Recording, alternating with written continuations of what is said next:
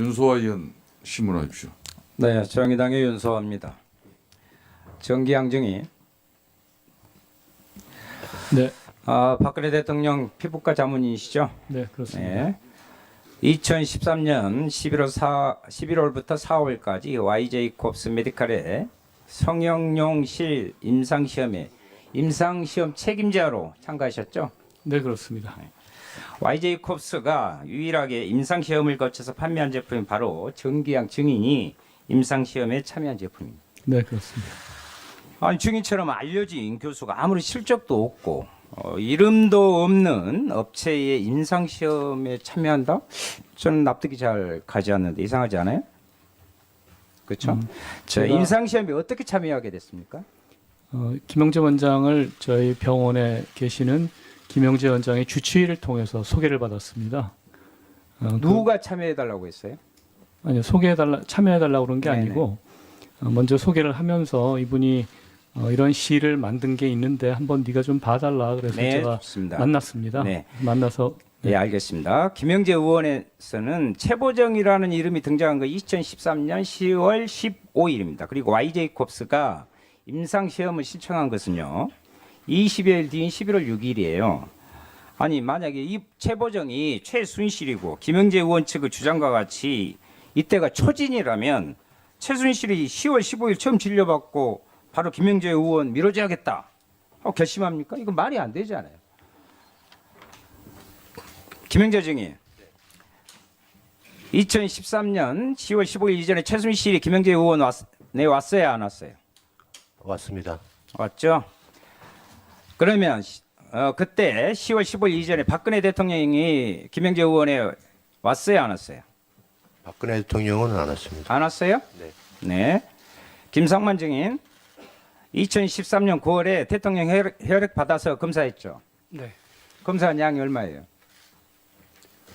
정확하게 제가 요구한 내용 한 10cc 정도 됐었습니다. 그러니까 10cc 아니, 70cc, 50cc 있잖아요. 어떤 10cc. 정도. 예. 처음에 언론에 NK 세포 활성화 검사라고 했죠. 제가 그건 착각했었습니다. 착각하셨다. 그럼 대통령 혈액 가지고 무슨 검사했어요? 전에도 말씀드렸지만 종합검진에서 빠졌던 호르몬 균형 검사를 네, 그것을 했습니다. 아까 말씀하셨고, 즉 공식 라인을 통해서 하지 못하는 검사한 거죠? 약물 중독 검사한 거 아니에요? 그렇지 않습니다. 그러면 국가 이익 기밀에 해당해요. 대통령이 그거 알고 계시죠? 요번에 처음 알았습니다. 이번에 처음 알았어요. NK 활성화 검사도 거짓말 아니었냐? 저는 이렇게 묻고 싶은데. 제가 면역 기능 검사를 한다는 거를 잘못 전달했던 것 같습니다. 예. 박근혜 대통령의 100억 주사인 루치원주 조사한 적 있죠? 저는 없습니다. 없어요? 저는 처방을 했고 저는 피하 주사만 했고요. 그거는 처방만 했습니다. 처방을 하는데 주사는 직접 하지 않았다. 네. 이병석, 김효노 전 주치와 의무실장은 김상만의 치료 내용을 전혀 몰랐다고 하는데 그럼 주치와 의무실장 모르게 누가 했어요 이걸 주사를? 저는 그 주사를 전달만 했고요. 대통령한테 직접 전달했고요. 아니야. 그럼 주사한 사람 아무도 스스로 났어요? 그건 저도 잘 본 적이 없습니다. 100억 주사위에 들어있는 글루타치온 성분이 마약 해독시킨다는 이야기가 있어요. 박근혜 대통령이 약물 중독이거나 아니면 의존성 있어 주사한 거 아니었어요? 처방한 거 아니었어요? 전혀 미용 목적이나 해독 목적으로 사용하지는 않았고요. 제가 시간 있으면 자료 네, 준비해 김영재 왔습니다. 중에 부인 박채윤, 처남 박희준, 처제 박채희 2014년 4월에 모두 개명했죠? 그리고 원래 김영재 증인도 원래 김영복에서 개명한 거죠? 네, 맞습니다. 그런데 2014년 2월 2개월 전 최순실이 최선원으로 개명한 직후예요. 이거 우연의 일치예요? 아니 전혀 그분하고 상관없습니다. 상관이 없시다. 왜냐하면 저희 그 교회 권사님이 지금 이름을 최순실이 바꿔준 그동안 여러 차례 개명하면서 자신의 흔적을 지어왔듯이 최순실로부터 본격적인 특혜를 받기 시작하는 시점에 모두 개명을 합니다. 그러면 통장 개설이 필요했어요? 아니요, 전혀 사실 그분이 최순실이라는 것도 몰랐기 때문에 몰랐다.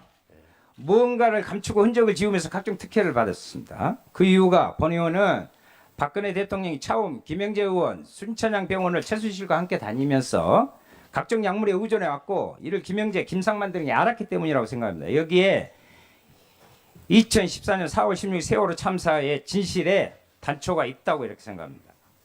김상만 증인, 차움병원에 전화해서 JTBC 고발 안 하냐고 물은 적 있죠? 그런 적 없습니다. 네? 저는 JTBC 고발이라는 말을 한 적이 없고요. 제가 녹취록에서는 그렇게 있습니다. 녹취록에 민정수석실에서 고발하라고 이야기했습니까? 안 했습니까? 저도 그 기사 보고 황당했는데요. 저는 오늘 김영재 원장님 오늘 처음 봤고요.